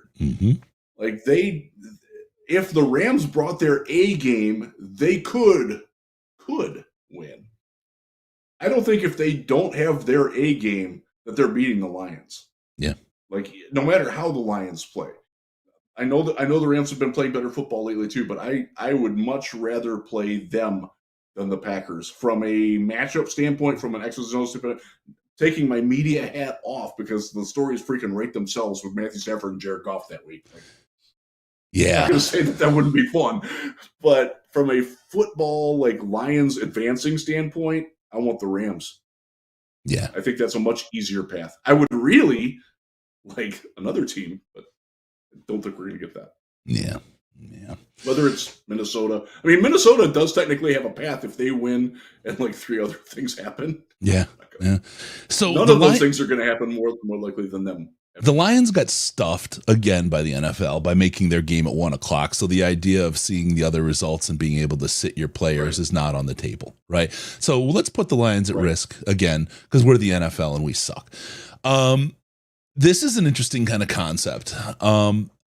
Coming out of look, I know Campbell is not a big believer in rest. They'll rest in the offseason is kind of his mindset. That being said, I think guys nursing some stuff probably wouldn't see much play or otherwise. But I also believe that coming out of what happened in Dallas, that everybody wants to play. And I think the coaches want to get the focus out of this team in this game at home against Minnesota, the focus from the crowd at home. And they want to put a stamp on the Minnesota Vikings and this season heading into the playoffs. The Vikings have nothing to play for. Draft position is literally all they have to play for at this point. That just bodes well for us. I think if we sit our people, it's because we're up by 28, 24 points and we're now like, okay, now we can coast and do that. I don't think the Lions are going to sit at the beginning. And I think that's even more of that message that we stomped the shit out of them so hard. I mean, Sheila came out with a heel, American History X style, and curb stomped the Minnesota Vikings. And maybe Goodell. And we're sitting our players now, right? That's the perfect story to go into the playoffs for this team. I'm looking up to see the injury report from today. It came out while I was out and about. So Taylor Decker didn't practice today. Brock Wright and Jameson Williams, none of them practiced. It's Wednesday, so it's early, but if those guys aren't full practice tomorrow, I don't think you're going to see them. Yeah. At that point, no left tackle against a Minnesota pass rush that's pretty good. Like, do you sit Goff? Do you let him play a half maybe and then let Teddy mop up? And I don't know the answer to this question. I don't know what the Lions would do in that situation because I don't. I would personally. I would actually love to see Hooker. I don't think they're going to do that, but I think they would be more likely to play Bridgewater just because it's his last game. It's against a team that gave him his shot, and he's a great guy. Like you kind of want to see him get that. Yeah. Get that. So the limited practices today were Houston and McNeil. They're both still on IR. They're going to get activated. Well, actually, Dan said James Houston is not playing this week, and believe him on that. Aleem should be back. I'm not sure how much he's going to play. Laporta was also limited. I have to think if he's still limited tomorrow and into Friday that they're not going to play him. Like anybody who's questionable for this game or would be listed as questionable, they're not going to play. That makes sense. I think Dan gets that. CJ Gardner-Johnson was full practice today. He will probably be activated. If you're watching this on Thursday morning, he might be active by the time you're watching this. And Ragnow got his typical day off, and Sutton was back full practice with his toe. There, I actually did some newsy stuff today. How about Newsy. that? Look at you, By the way, journalism. Cam Sutton looked awful the other night. And CeeDee Lamb's a bad matchup for him to begin with because Cam's good with like straight line receivers. CeeDee flows, man. He's a really good player. He's a good player. And I think we might have underestimated collectively as a Lions fan base how good that guy is. I think we've I know we did that to Dak overestimated. Prescott as a quarterback. I think we've overestimated. Look, I love Cam Sutton and what he's brought to the team. I don't know, like I've seen people come to they all focused on Jerry for so long, and even Jerry will tell you he wasn't playing his best ball, right? That's the way it is. No, he was not. But he wasn't graded much lower. I think he was 57 and Sutton was a 58. And people are now saying, I don't know that we have a number one cornerback. And which is the thing. Either Jerry or Cam would be great if you had. Of course, I'm going to use an obvious name, so please don't forget. Like I Sauce Gardner, right? Boom, done, locked up, right? Obvious name, but they need an obvious number one, and then either one of those guys would be absolutely fine. And I will say this, and some people have finally started to come around and agree with me on this. Not that you have to, but you should, because I think I'm right on this. If Aaron Glenn is back as the defensive coordinator, outside corner is so far and away the number one need on this team. It blows away every other position by a hell of a lot. Edge, defensive tackle, offensive guard, even if they only re-sign one of the three guys. Like, Aaron Glenn's defense does not work, period, without a legitimate number one outside corner. Right now, everybody is playing one spot too high on the depth chart. That includes Kendall Vildor, Khalil Dorsey, Jerry Jacobs, Cam Sutton. If you can get a guy at the top, whether it's a free agent or a draft need, a draft pick, I'm not sure that guy's in this draft, by the way, you go do that, especially if they're picking 31, 32. Like, I don't think they're going to get that guy. Maybe they will, but you can scheme a pass rush to some extent, and they've done a pretty good job at that. They're in the top 10 in both pressure rate and sack rate over the last month. Like, I think I think Aaron Glenn's awakening, like we talked about earlier in the show, you cannot scheme away guys that can't cover. Like, there's only so much zone you can play. There's only so deep you can drop your safeties before it's an absolute detriment to other parts of your team. You've got to have that guy, and they don't have it right now. Cam is good enough against some teams, but teams that have that alpha dog receiver like that, and that's just not who he is. And by the way, he's not being paid that way either. He's being paid as like a 1B type corner, like a guy who's like good enough that he can play number one against a lot of teams, but also DJ Moore gave him a lot of trouble. DJ Moore's a really good receiver. CeeDee Lamb, really good receiver, gave him a lot of trouble. Those guys, he just doesn't match up well. We, as a team, collectively don't match up well. So there's my offseason draft / free agency minute. Give me a number one corner, especially if Aaron Glenn is back. Now, if Aaron Glenn is gone, the defense changes. You might value that second edge more. But maybe James Houston comes back in the playoffs and shows us that he can be that guy. I don't know that I'm just, after watching so much of Dr. Liao's stuff, I'm not sure that James is going to be able to show everything this year. Right. And so that's going to still be a question mark. I want to ask you, on the top of your head, let me just start here. The top two needs right now, without any discussion of what's going on with who's going where on the team, if who's being signed, who's not. I kind of feel like edge and corner are our top two needs. Would you agree with that? Because before I make my premise, offensive guard is a bigger need than edge. Okay, that's fair. Because so guard is. We know. So let me. We know Big V won't be back. You can get a good guard in the second and third, though. So let me. I'm thinking of like with number. Let me get to the premise, because this is why it'll help kind of explain what I'm thinking of. Right. You get your pick 32, and you can make a free agent signing. Right. Mm-hmm. I don't know that I want to spend pick 32 on a corner. The reason being, it usually takes 3 years for a corner to realize what they can be, and we really kind of want production now. If we say a pass rusher, you could really get a juicy pass rusher at 32. The guy that you want opposite Hutchinson that could really create that game-wrecking line. Braylon Trice would be very nice. Yeah. So then my question is at corner, are there going to be any free agents or people that are coming up as potential free agents that we could sign to be that number one guy right now? Holmes spends the money on one guy, signs, say we can get CJGJ and some other guys on a decent deal, right? Because we've got some money to spend this year. Is there anybody that potentially could come due for us in the NFL to be that number one corner? Jalen Johnson is certainly one. And you'll get the added benefit of that you're hurting Chicago doing that. There are a lot of guys. I don't have the free agent list in front of me again, but I'll go to the Cleveland Browns as an example, just because I know that team very well. They have 3 number 1B corners on that team, and they can't really pay them all. So Martin Emerson's going to be back, but maybe Denzel Ward shakes free. Now he's got some injury issues, but there are going to be guys that might not be like the most recognizable names, but who will come in.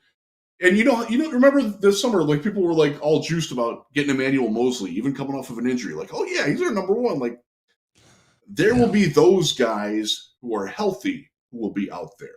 Not a lot of them, but enough that the Lions will be able to get one if they really want that. Yeah. Johnson would be my number one pick because he's perfect for what Aaron Glenn wants. Again, if Aaron Glenn goes and gets a head coaching job somewhere else, and he might, then that might change because you got to see who's going to be running the defense, whether it's in-house or somebody that they bring in from the outside. And I used to think that I knew the answer to that question, but I've been told by people that I thought were part of the answer that they're not the answer, so I don't know the answer to that question. Yeah, You gotta humble yourself sometimes. I really thought it was going to be one specific person if they stayed in-house, and that person has told me that probably not in the cards. So there you go. All right, so it's funny. It's just funny this year how we haven't touched on the draft or free agency or anything really yet because of how well the team's doing. And we're going to go right to the Senior Bowl and be elbows deep in it. I mean, I've already started with a lot of my prep stuff this week because it's my last week of vacation before I have to go back.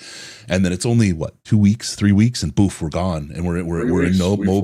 We're flying like the 31st or something like that. Isn't it 30th, 31st of January? And there's 31 days in January. And it's potential that we have to change the flight. Right?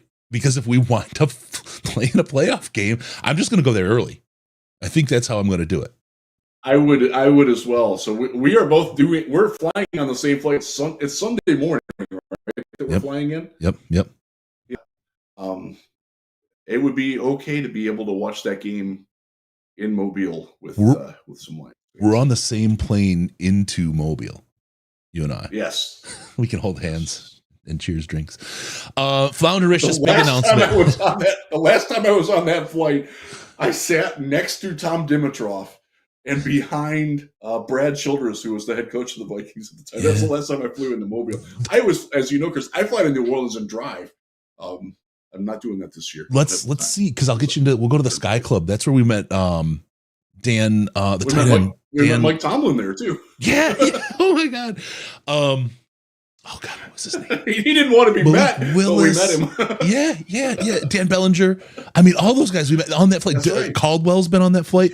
It's crazy. People don't get like how big a deal the Senior Bowl. Like you get to go and hang out with. Oh, I wish the light was still going. The Illuminati of the NFL. You'll never be that close ever. I mean, being 6 feet away from Mike Vrabel's head, being completely above everybody else's head in the entire crowd of coaches and scouts and GMs and everything. It was crazy just to see how much of a monster he is. Whew, man, love Senior Bowl. Love it. Okay, let's get into it.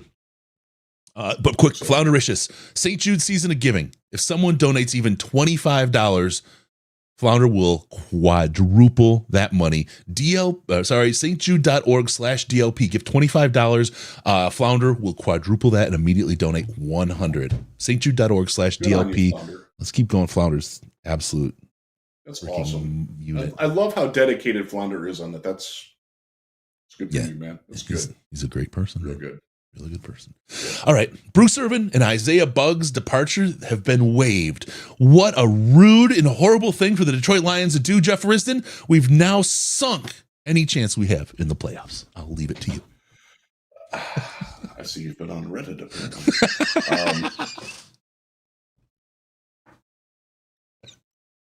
Let's say that out loud.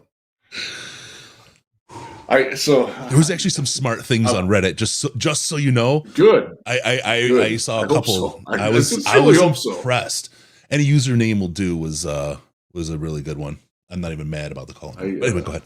I used to go there a lot. It's been a while since I've been there, so I probably shouldn't talk shit about it. Yeah. So Dan said this about Buggs. Yeah, I mean, look, those things there, when those things happen, nothing about it is easy, but it was the best thing for us and for him, so I wish him the best of luck. I'm going to interpret Dan there as we are not going to miss him at all. And he knew that we weren't going to miss him at all, and he didn't want to be here any more than we wanted him to be here. Yeah. Yeah. You can tell me if I'm wrong on that, but I don't think I am. No, I don't. I haven't heard anything contrary. So, all right, the Bruce Irvin one, because this, I understood why you got rid of Buggs, because Aleem is coming back, and when Aleem was healthy, Buggs did not play. So, okay, you get rid of that. Buggs was okay. Like, he did his thing. He is not cut from the same cloth as this regime. It's probably the easiest way to explain it. And he knew it, and they knew it, and they knew that they were never going to find anybody who could sew that together real clean. That's as much detail as I want to go into it. Very well said, Bruce Irvin was different because I think Bruce Irvin did bring some value as a veteran. But and this is what Dan said about Bruce today. I'm going to read this. I won't read it in Dan Campbell Texanese either. Yeah, and that one's tough too, man. Bruce, what a pro. I mean, he is. He's a blessing to us to have him around here. I mean, he just brings a whole different perspective. I mean, he's as professional as you get. I mean, just the way he goes about his business, everything about him. And we talked last week, talked again yesterday, had a long talk, and so just at this moment, it just totally couldn't totally commit, and he's got stuff going on too. And so it's hard. I mean, it's just one of those, at this point, it just wasn't going to work out. But he's an absolute stud. He sure is. That tells me that Bruce wanted out. So I'm going to read that. Yeah. And that the Lions were not the catalyst for his departure. Thank you. Again, you can tell me if I'm wrong on that. Yep. I don't think I am. I have pretty good information that I'm not wrong on that. But I will stand to be corrected if I need to be. I think Dan shoots very straight on these things. Yeah. You have to learn to read a little between his lines, but he gives you the information, and especially in the tone that he says it in.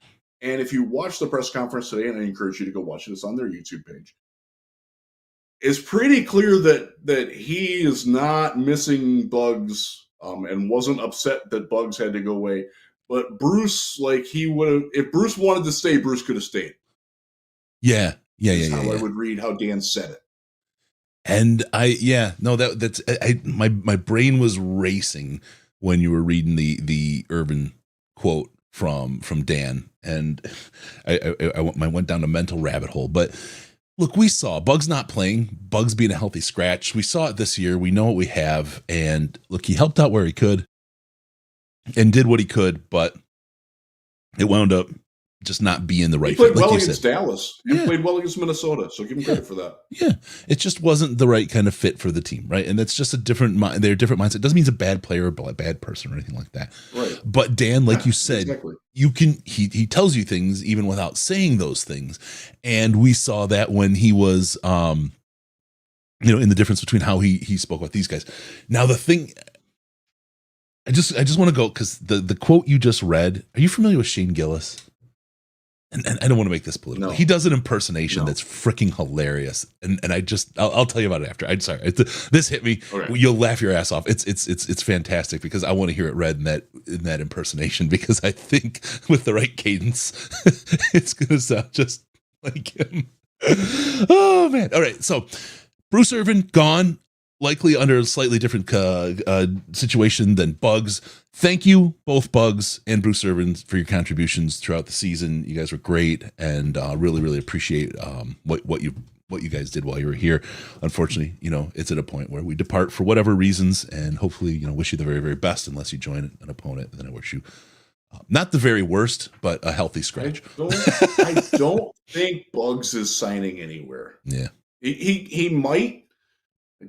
I kind of don't see him doing that. Bruce, I don't know. I don't know what Dan was referring to with Bruce going on the outside. But one thing, he was like, it was pretty clear they were never going to sign him to the active roster, especially with Houston potentially coming back, not this week, but in the postseason. But in the postseason, you can elevate anybody off the practice squad. You can do up to 2 each game as many times as you want. So he could have stayed. It didn't work out. I want to just, sorry, while that is going on too, the other thing that had me going down a little mental hole was the Mike Hodges, Kula, Don H all dropped $25. Flounder matched the $100 for St. Jude. Ba-doom, bada-boom, bada-bing. And now Flounder is going to match Don H and Kula as well. Thank you, Flounder. Thank you all very much for donating to the St. Jude. Really, really appreciate you all, and for your support of this really great cause. Definitely. Thank you. We've got stuff coming up here. Another 125 from Flounder. Thank you, sir. In April, we're working out the potential to do a trip to St. Jude to work with them for a week, but more on that coming up soon. So, all right. Next topic, a look ahead to the Minnesota Vikings. Riz, I'm just gonna, like I said, well, first off, let's just start with the place we have to start. We're not getting Brad Allen. We're not getting Carl Cheffers. Right. We're not getting Clete Blakeman. We're getting Brad Rodgers. And before you get worried, Rodgers is not spelled like Aaron Rodgers. It's spelled like Justin Rodgers. Yeah, he's just a G. Yeah, he's a G. All right. Justin's a G. I think that's probably the best news ever, because a lot of people just will say either he's a good ref or I don't know him. Which is exactly the kind of ref. I don't want to know my officials' names, to be honest with you. I can I have a mental picture of him. I can see who he is. I'd be honest with you, I don't have an opinion of his officiating. We'll have to look that up. Yeah, no, it's he's been 7 years as a ref. I know that, so we're there. Good news on the ref front. So here we are facing the Minnesota Vikings in Minnesota. We know we won. We'll start there. Yes. We know that Nick Mullins is back at quarterback. The Jaron Hall experiment didn't even last another game. Nick Mullins threw for 400 yards. He also threw 4 interceptions, and that's sort of the you get with him. He will attack down the field. We saw that. He will also make a lot of mistakes. We saw that as well. I expect the same thing in week 18. We're in 18. And I wonder, this is my wonder. I know that Dan will have the guys ready and that the guys who play will put, like, if you take Taylor Decker out, if you take JMO out, if you take Sam Laporta out, if you fall behind 10-0, are you really going to try to come back in this game? Like, that's my wonder. I don't think Dan will coach any differently, but I wonder if the players are like, you know what? There's bigger things at stake here. Let me save it for maybe Ben Johnson gets buttoned up because he wants to do things to the Rams or the Packers. Want to show his hand, and maybe it's a very vanilla game plan this week, and because of that, like, these are things that we don't know how that's going to play out. So, are the Lions a better football team than the Minnesota Vikings? Hell yeah, they are, by quite a bit. But that doesn't mean that they're going to win, because there are different circumstances at play here, different variables that we've never, as Lions fans, experienced before. Chris, I don't remember the last time that we clinched before 2 weeks left to play. I honestly don't know if that's ever happened in my lifetime. Yeah. I'm in my 50s. Like, I don't know, and I don't know how the team will handle that. And that's the only variable that would tell me that the Lions don't go out and, rip off their necks and shit down their throats, because they have the potential to do that. But and every motivator to do that. It wouldn't surprise me if that doesn't happen for whatever reason. So I had to write to USA Today, the blurb that you read that you only ever buy at the airport, you read by the USA Today. I had to write the blurb for this game. And I'm like, the Lions will win if they want to win, but I don't know how much they really want to win. And kind of stand on that. Like, that's interesting. That is interesting. I don't. I'm not maybe disagreeing they dial with it you. back. I'm not disagreeing with you. I'm going to be semantical. Go ahead. It's more about, like, does Ben Johnson get conservative? Does AG sit in a shell instead of sending Iffy a lot and blitzing Anzalone? Yep. Those types of things. Do they alter the way that they play football? Because if that happens, Minnesota's a good enough team to beat them. Mm-hmm. We saw that potential almost in US Bank Stadium.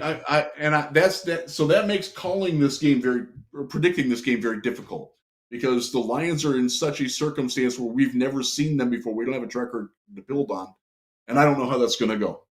That's where I'm at. Here's my thought, and I think, like I said, I'm going to be semantic and pick if they want to win the win, because I think they want to win. But what's the risk tolerance to get the win? What's the risk tolerance to win? Right, and that's, I think, really where you said that better than I did. Thank you. Maybe I should be a writer. No, I shouldn't be a writer. I'm a talker. I'm not a writer. I can't. My fingers don't do what my mouth. Stop. Because I would have had to capture that and play that over and over and over. I'll give myself a. These nuts. There you go. That's what I get for that. Oh my God! I stopped myself for this. Anyway.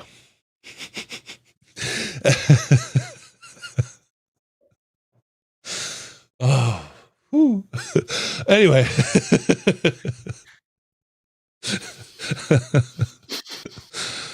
That was unfortunate. Anyway, their tolerance for risk.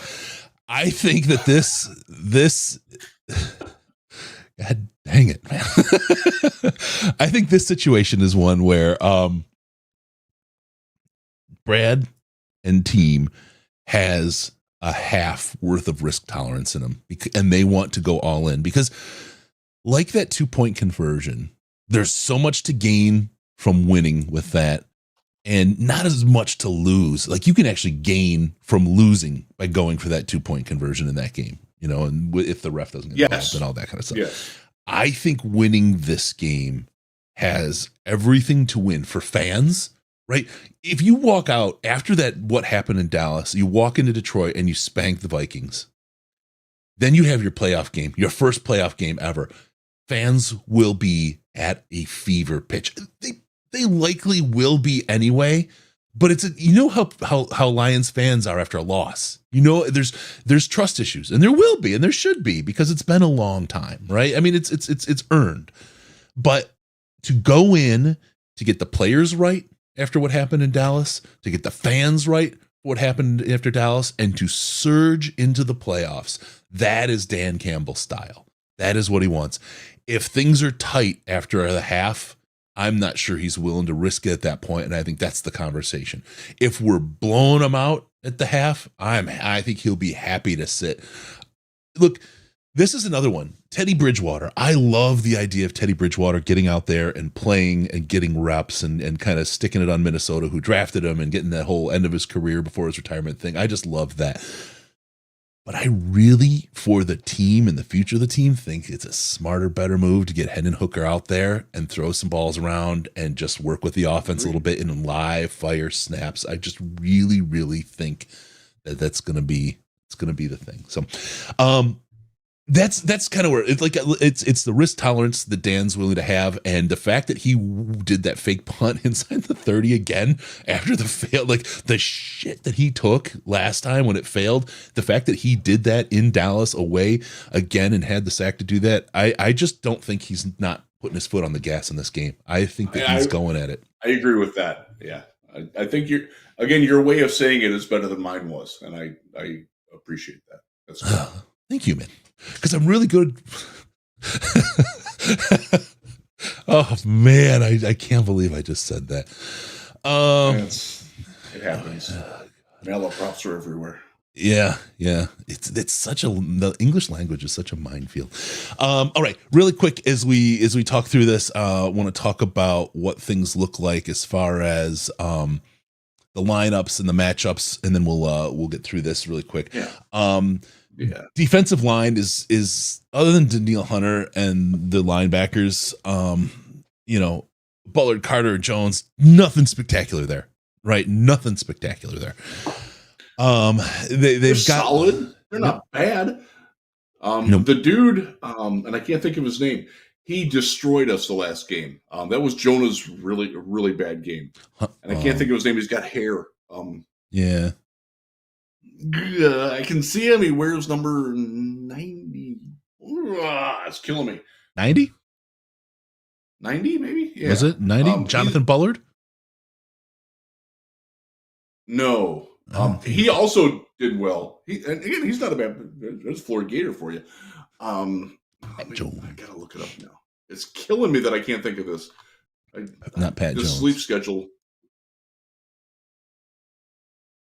Yes, it's him. Ooh. Yes, Patrick Jones, who was like their least highly graded player from PFF, and he lit us up. I worry that might happen again. Interesting. He had a very good game. It's one of those deals like, you know how there's like I've apparently frozen. There you are. You're back. You are. I can hear you clear as a bell now, buddy. Sorry, we lost you for about a minute there. All right. That's right. Pat Jones, the random guy who goes off with a huge game. It happens just about every game to both teams. He was that guy last time. Let's hope that doesn't happen again. Kula. Let's see. Blau can be in too. My hubby calls them Hooker and Blau. It's good stuff. All right. So yeah, their secondary is pretty strong. Bynum, Smith, Pace, Hicks. Bynum's a good player. Yeah. Really good player. From the interior line, I really was high on Dalton Reisner out of the Senior Bowl. You remember? I really liked him. I do. Mid-tier, the whole inner line. Their two tackles look great, but the interior line is not graded very well. Yeah. Which is Garrett Bradbury is a guy who he, much like Jonah Jackson in the last meeting, he's generally a pretty good player who had a really, really bad day. I expect him to be better this time. Brian O'Neill, by the way, the right tackle, was injured the last game. He was at not even half speed. And Hutch gave him the business. I want to say Hutch had 8 QB pressures in that game. So that's a matchup to watch because that's, Hutch is pretty good. Yeah. I know there's some people out there that don't like to acknowledge it. He's a pretty good football player, folks. He really is. Hey there, Fun Football Podcast, Packers fan checking out the show. Nice to have you. Thanks for joining. Thanks for not being a jerk. Thank you. It's we welcome everybody. It's not a jerk. We do. All right, and then of course from the Lions side, Kaminsky and Pascal. We've talked about them maybe being underreported on their quality as a line, but our line looks strong. Even Barnes and Anzalone look pretty good. Kirby's rated pretty low. Will CJ step in for Kirby? Interesting potential. Kirby's issue is that he's like so if you're a PFF when they grade, if you don't do anything good or bad, you tend to get a fairly decent grade. Kirby makes good plays and bad play. You don't get a lot of nothing plays from Kirby. He's either winning or losing. He doesn't have a lot of draws, and PFF tends to not look at those players very kindly. Yeah. Yep. I will say I thought Kirby played very well against Dallas, all things being equal. Yeah. He had a couple of bad plays in that game. I thought after CeeDee Lamb went off early, I thought he did a much better job in helping whoever was guarding CeeDee Lamb. Obviously, it wasn't good enough, but I thought he did a pretty good job at that. I thought he did a very good job at stopping Jake Ferguson, their very good tight end. And just to give context to some of the other things I've been talking about, Vildor is rated by PFF about 10 points higher than Cam Sutton. And Cam Sutton is, since I talked about him and Jerry as the two number ones, he's dropped a point. So him and Jerry's ratings are like within a point of each other. So I think. I wonder if we'll see Jerry this week. He only played 1 snap or 2 snaps last week. Only played special teams the week before that. We'll see. He's healthy. We'll see. Maybe. He had that, maybe that hammy. Maybe it's a chance for him to get back and earn a spot and earn better graces with the coaching staff. Yeah, could happen. He's, if anyone will, it's him. He's got that heart soul to do that. So across the line, of course, our line looks great. I mean, our offense. So Jonah Jackson is our lowest PFF ranked player on the entire offense, and he's been playing with a broken wrist. Second to that is he can't hold. Is JMO, right? And JMO's looked pretty good in the plays that he's had. He had a beautiful catch there in Dallas. Interesting, he's trending up, but I mean, we've got some really solid players. I'm looking at these. We got a good offense. Yeah. So I'm looking at this. I'm like, wow, nice. Yeah. I love these. Our O-line depth isn't very good. And I wonder if Decker plays.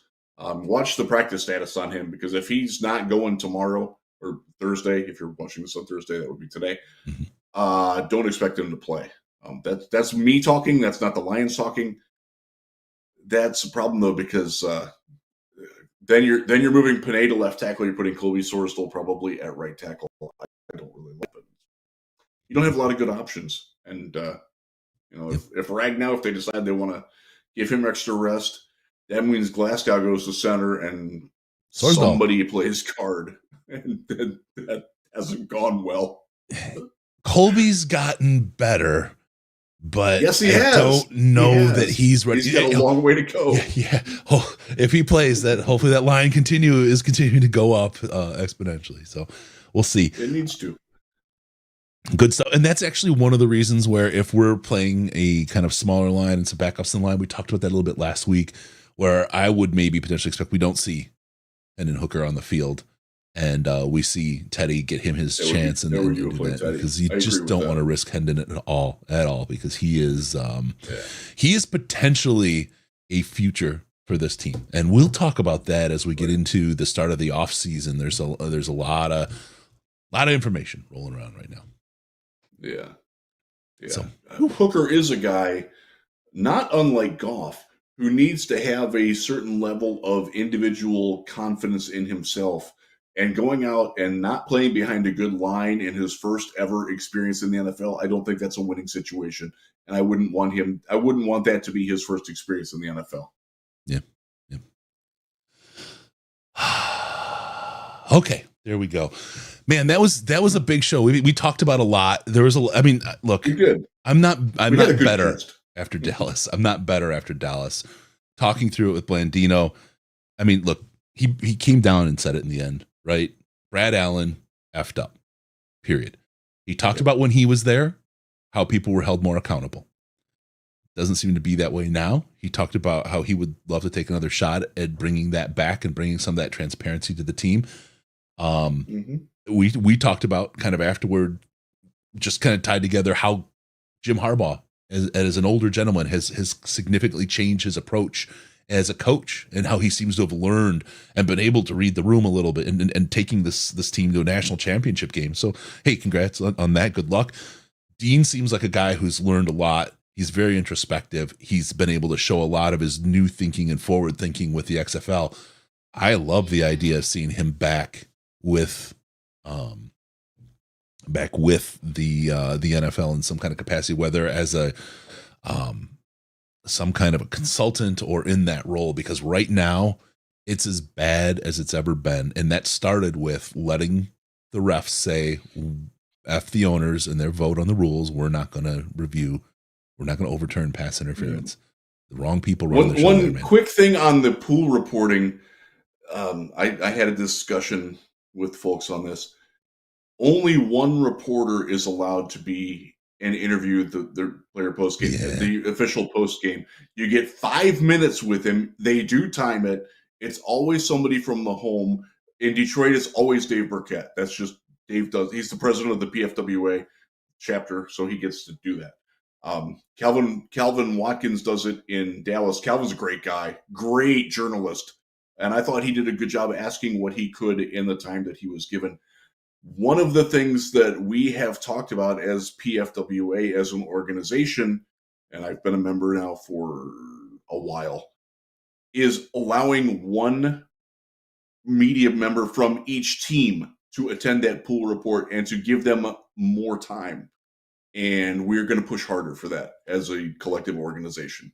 I don't know if it's going to work, but that's something that's another thing that came out. We actually got a memo distributed this week as that being a talking point for the offseason. So there could be something that comes out of that. These are grown-ass men who are not having a press conference, and they should. And you have 22-year-old kids out there who can't even talk. The refs can say whatever they want without recourse. These guys, like Decker, he couldn't say what he truly thought. I mean, you could see the emotion wanting to burst out of him. Coach Campbell, I was impressed. Like I was in the moment. I'm like, Dan, pay the fine. We'll go fund me it. I don't give a shit. We'll find the money to pay this fine for you. Go to town. But he didn't. And in retrospect, I was like, no, that's the class of Dan Campbell. People call him meathead or dumb, all that. He's none of those things. He's actually a very classy individual. He's got his shit together. He knows what he's doing. Good work on him. And I just think seeing those guys show up and have to pay, not pay, but be accountable for what happened and have to say, we made a mistake. I know apology letters don't matter, but that kind of accountability would go a long way. And there's all kinds of industries out there. The nuclear industry is one of them, where with compliance and things that are a matter of law, you can't even have the appearance that maybe something isn't done according to the law.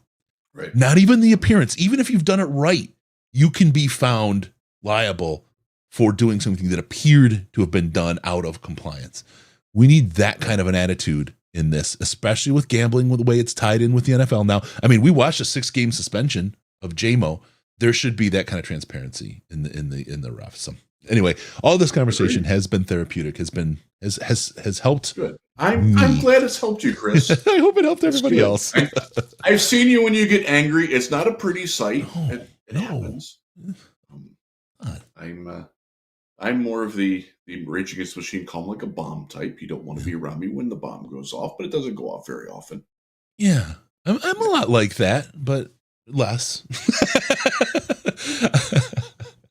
All right. Remember, your fuse is a little shorter.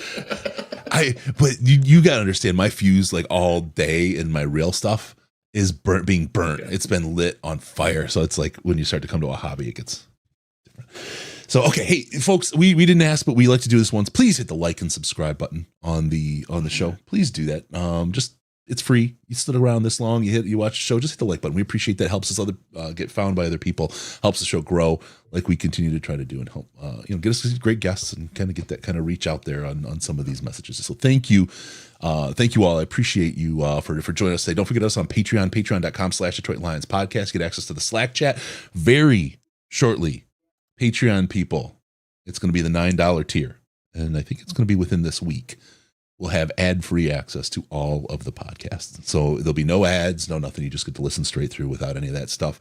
It's something people have been asking for, and we had to do all the stuff on that. So there you go. You'll get access to the Slack and ad-free listening to all the daily DLP, Bish and Brown, ours, the whole thing coming through. If you get into the $9 tier on the Patreon, patreon.com/Detroit Lions podcast. Join us, most intelligent Lions chat on the internet. Also, follow us on Twitter at DET Lions Podcast. And as you see there, at Jeff Risdon. You can see us both pants-free in the most pants-free place in the world at DET Lions Podcast. That's where all the show announcements and everything else come through. Anything that's coming up or going to happen, you will find out about it there first. Give us a call on Skype, Detroit Lions Podcast, all one word. Or call us on the Lions line at 248-782-8384. 248-RUB-YOU-FUG. And be sure to go to DetroitLionsPodcast.com. Subscribe to the podcast, because what happens when they do that? What do you do? I get to come into your ear holes automatically. Yeah. You dirty bird. Oh, thank you for tuning in. We'll see you next time on the Detroit Lions podcast. Remember, no pants, no toasters, no hot tubs, no fucking refs, no problems, because we're your Detroit Lions and Reddit connection. Thank you all. We will see you after victory over Minnesota. It will be Ash and Chris in the postgame show. Thank you.